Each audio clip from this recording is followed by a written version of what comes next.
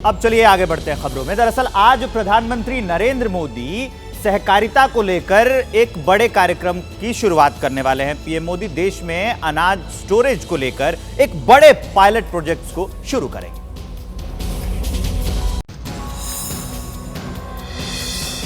देश के सहकारिता क्षेत्र को पहले के मुकाबले और मजबूत करने के लिए प्रधानमंत्री नरेंद्र मोदी आज बड़ी पहल करने जा रहे हैं। पीएम मोदी आज सुबह 10:30 बजे दिल्ली के भारत मंडपम में सहकारी क्षेत्र के लिए कई प्रमुख प्रोजेक्ट का उद्घाटन और शिलान्यास करेंगे। आज पीएम मोदी सहकारी क्षेत्र में विश्व की सबसे बड़ी अनाज भंडारण योजना की पायलट परियोजना का उद्घाटन करेंगे, जिसे 11 राज्यों की 11 PACS में संचालित किया जा रहा है। देश भर में अतिरिक्त 500 PACS की आधारशिला रखेंगे। देश भर में 18,000 PACS में कंप्यूटरीकरण के लिए परियोजना का उद्घाटन करेंगे।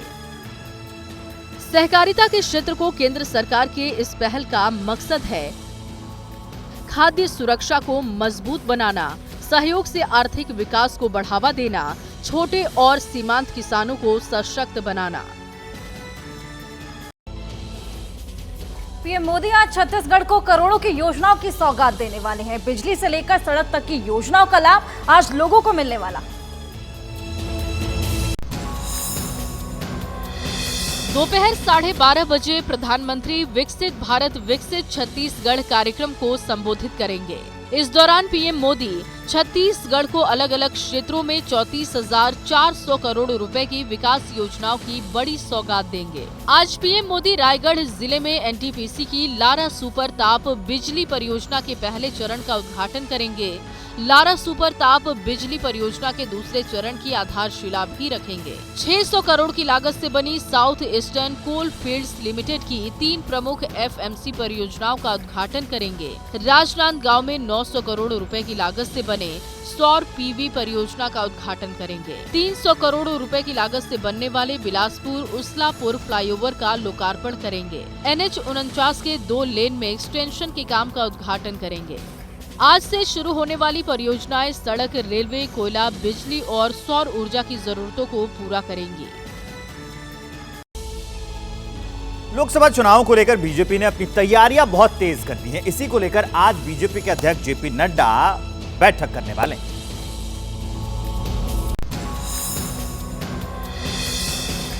मिशन 370 प्लस को आगे बढ़ाने के लिए आज JP नड्डा बीजेपी मुख्यालय में चुनावी तैयारियों पर बैठक करेंगे। बैठक में सभी राज्यों के चुनाव प्रभारी, सभी राज्यों के चुनाव सह प्रभारी शामिल होंगे। इस बैठक में चुनाव की तैयारियों की समीक्षा होगी और आगे की रणनीति पर मंथन होगा। बैठक में सभी राज्यों के चुनाव प्रभारी अपनी रिपोर्ट पेश करेंगे। चुनाव प्रभारी अपने राज्यों में चल रहे अभियान पर रिपोर्ट देंगे। चुनाव प्रभारी सरकारी योजनाओं पर भी रिपोर्ट पेश करेंगे। इस बैठक के अलावा दिल्ली में बीजेपी की दूसरी बड़ी बैठक यूपी में चुनाव तैयारी को लेकर होगी। इस बैठक में बीजेपी अध्यक्ष JP नड्डा, गृह मंत्री अमित शाह, यूपी के CM योगी आदित्यनाथ, यूपी के deputy CM Keshav Prasad Maurya, UP के डिप्टी CM ब्रजेश पाठक समेत कई दिग्गज नेता मौजूद रहेंगे। औपचारिक ऐलान होने वाला है। कांग्रेस और आप अब सीट शेयरिंग पर इन्होंने बोला है कि अब सीट शेयरिंग हो सकती है और इसका औपचारिक ऐलान आज हो सकता है। कांग्रेस और आम आदमी पार्टी के बीच सीट शेयरिंग के बाद आज गठबंधन का औपचारिक ऐलान हो सकता है। दोनों पार्टियों के बीच दिल्ली, हरियाणा, गुजरात, चंडीगढ़ में सीट शेयरिंग फाइनल हो चुकी है। गठबंधन के औपचारिक ऐलान से पहले कांग्रेस नेतृत्व अपने प्रदेश के नेताओं को मनाने की कोशिश में जुटा हुआ है। गुजरात की भरूच सीट आम आदमी पार्टी को देने पर कांग्रेस में नाराजगी थी। अहमद पटेल का परिवार इसका विरोध कर रहा था। हालांकि इस विरोध के बीच मुमताज पटेल ने ट्वीट कर कांग्रेस नेतृत्व के फैसले के साथ रहने की बात कही है। तो ये सीट भरूच डिस्ट्रिक्ट में आम आदमी पार्टी बिल्कुल विन कर ही नहीं सकती। और मैंने हाईकमान से भी बात की है, कोशिश कर रहे हैं गठबंधन के बाद में हम ये भरूच रखें हमारे लिए। जब ये खबर कल आई तो नाराज़गी बहुत हुई थी। बातचीत अभी चल रही है और अभी कोई पूरा फैसला निर्णय नहीं हुआ है, तो हम पूरी उम्मीद रखते हैं और हमारे को पूरी अपेक्षा है हाईकमांड से, कांग्रेस पार्टी से। लोकसभा चुनाव को लेकर उत्तर प्रदेश में कांग्रेस और समाजवादी पार्टी के बीच में गठबंधन तय हो चुका है। 17 सीटों पर सहमति बन गई है, लेकिन इसी बीच कांग्रेस के नेता सलमान खुर्शीद के बगावती तेवर ने कांग्रेस की टेंशन बढ़ा दी है। ये बागी सुर कांग्रेस के दिग्गज नेता सलमान खुर्शीद के हैं।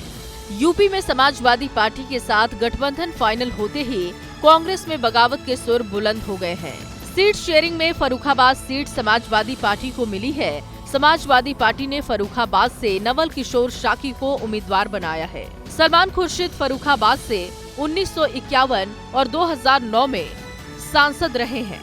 2014 और 2019 में फर्रुखाबाद सीट बीजेपी ने जीती थी। कांग्रेस में इस बगावत के बीच यूपी में राज्यसभा चुनाव में भी बीजेपी का पलड़ा भारी रहने की उम्मीद है। सूत्रों के मुताबिक राज्यसभा चुनाव में राजा भैया बीजेपी का साथ देंगे। राजा भैया के साथ 2 विधायक हैं। सूत्रों के मुताबिक राज्यसभा चुनाव में समर्थन के बदले बीजेपी लोकसभा चुनाव में राजा भैया की पार्टी की दावेदारी पर विचार करेगी। चर्चा है कि विपक्ष के कुछ दूसरे विधायक भी राजा भैया के संपर्क में हैं।